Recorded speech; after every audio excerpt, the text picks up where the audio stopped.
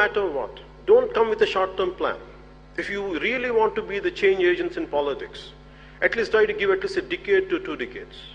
I have committed myself at least 2.5 decades in 2014 that I would commit for my nation, I would commit for my motherland, that I will, whatever I'm capable of doing, I'll do it, irrespective of whatever that I'll gain or lose.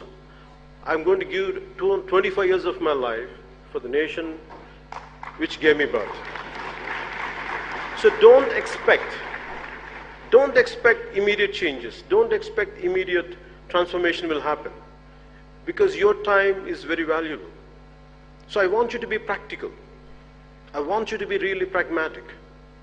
So I want you to have loads of time, loads of patience. Don't try to be mere armchair thinking.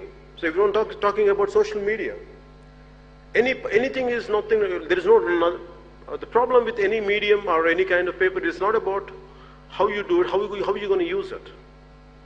There are people on Twitter or on other social accounts who will do a very constructive job. There are another part of individuals who will be very destructive. It depends on which side you are on.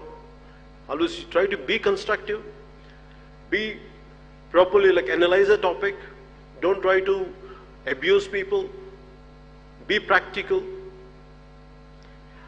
And regarding the time, I want you to understand, give enough time for yourself. Don't try to be, by the time you're almost been early 20s, at least, you have to give yourself at least 10 to 15 years to see a little change, a glimmer of hope. Just a little light to be seen on the other edge. Give yourself at least 10 to 15 years time. Don't expect immediate results. It is not an instant noodle to see results. But I had immense despair when I came into politics. I knew all this. I had visualized all this. I had visualized my own failure. I had visualized my own success. But very strongly I had visualized is, one day I will do my bit part to transform, to stand for this nation, and which I'm able to continue my journey just because I didn't seek anything, I didn't seek any personal power. I sought personal power to people who does not have any power. Instead of giving out your opinions on social media is not going to help alone. You should come out in open. You should practically, you should do some political action. Mere attending seminars is one thing, gaining knowledge is one thing, but actually at the grassroots level, when you work, the kind of knowledge is going to be different. The kind of experiences will be different. You'll be a transformed personality. So mere attending seminars is good, reading books is good, gaining knowledge is good, unless it is not practically being seen, not being at a grassroots level. If you don't go to the places, if you don't expose yourself certain experiences, the leadership quality would not come out. So I request you all to look into that. Instead of mere gaining knowledge, I want you to look into it. Try to gain some experience at a grassroots level, gain some real experiences, not experiences at a mere sitting on the internet. That much I would like to convey to you. An ounce of action is better than a ton of talk. Be prepared to just a bit of practicality. Instead of gaining mere talking, I want you to be a bit practical. Get into hands-on experience. That would really help you. This, and what inspired me, what gives me hope is, when I said 25 years of my life, what made me to say that statement is, I'm not working for these times. I'm working for the generations to come. I'm working for your generation. It would take me time. This would, because when I look at my own son's age, who is around 14, a little younger than that, I feel we have taken the greatest sacrifices done by our freedom fighters. Right from Bhagat Singh to a number of great leaders, they have sacrificed themselves. And yet, we don't carry that legacy. We are selfish, and we are completely self-centered. I questioned myself. I don't want to be the group of who just think about themselves, who are selfish. I don't want to be a part of that group. Whether I'm being an actor or not, whatever best I could do, I don't want to be that kind of society who just merely thinks in a selfish manner. So I came out, I'm doing my bit part. I also request you to do your bit part. There are enough political ideologies out there. I want you to evaluate each and every ideology consciously. Understand everything. What is the pros and cons of each and every ideology, whatever the political parties are there. If you want to go into them, join in them. But I want you to understand completely. Is it what you are? Then please completely embrace it. Stick to it and fight for it. So, what made me to say this is, in the country, the moment in one of my videos, they had shown that Swami Vivekananda, the great men like Swami Vivekananda, the great saints like Swami Vivekananda, who inspired me. And Martin Luther King Jr., who came to India, when he came to India, when he was in Bombay, when he was looked at the riches of Bombay and the extreme poverty of Bombay side by side.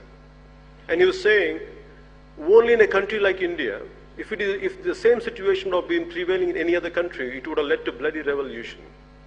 But only in India, how come nothing is happening? Why people are still able to smile? That is the greatness of our nation. That is the greatness of our nation. This is a land of Swami Vivekananda, land of Subramanya Bharati, land of Narayan Guru. Eminent great saints, eminent personalities, because who had selflessly sacrificed for this nation. Because of them, because of their spirit, this country will never get disturbed. No matter how many selfish elements are there, what kind of uncouth people are out there, but because of the kind of spirit we have, and there's nothing going to disturb that spirit, you're going to carry it forward. And whatever bit you can do for this nation, and that is going to be the hope. I have a great hope in this generation. I have an extreme hope in this generation. Paying 1,000 rupees to be all the way from here, all the way to Delhi, to listen to this kind of talks from different individuals, eminent individuals, that shows this country is going towards greatness. And I truly appreciate you for being here. I truly congratulate you for being here.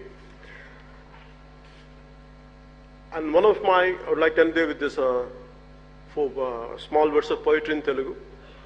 This is written by Mr. Seshendra Sharma, who was a recipient of Sahitya Akademi Award. This Na Desam Na Prajalu, my country and my men.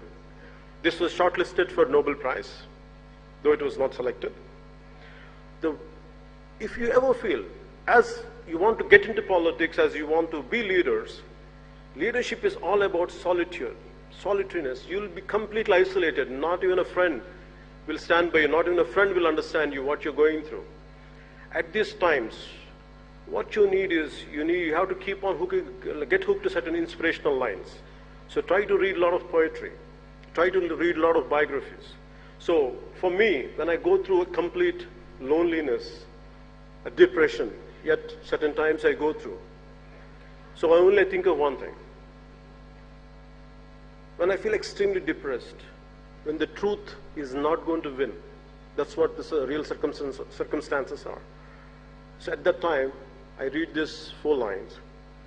Samudram ఒకటి కాళ్ళ దగ్గర కూర్చొని మరగదు, తుఫాను గొంతు చిత్తం మరడం మెరగదు, పర్వతం ఎవడికి వంగి సలాం చేయదు, నేను పిడికిడి మట్టే కావచ్చు కానీ గొంతెత్తితే ఒక దేశపు జెండాకున్నంత పొగరుంది. So a loose translation of this is, you have to forgive me for my English translation, though I'm not a poet, though I'm not good in English. But I prefer it's a loose translation of what I said right now. A deep ocean will never bark at one's feet. A twisting tornado's voice will never say, "Yes, master." A mighty mountain will never bend and bow. Maybe I'm a handful of dust, but if I raise my voice, it will reflect the pride of our national flag.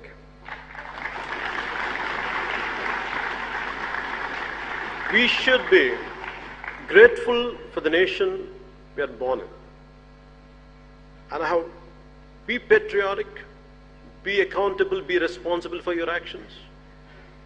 And this country, we are of different ethnic groups, different linguistic backgrounds, different cultural backgrounds, yet always this country amazes me. We come from different backgrounds, different linguistic barriers, cultural barriers, yet we feel as one. We feel as one India. We feel as one nation. That is the greatness of this nation. No matter how many foreign forces would try to come and divide us, we will stand as one, we will be united as one. So, thank you for giving me this opportunity, and I'm grateful to you for listening to me. And normally I end up my speeches with Bharat Mata Ki Jai. I would be grateful if you say Bharat Mata Ki Jai. I thank you. And Jai Hind and Bharat Mata Ki Jai. Jai Hind.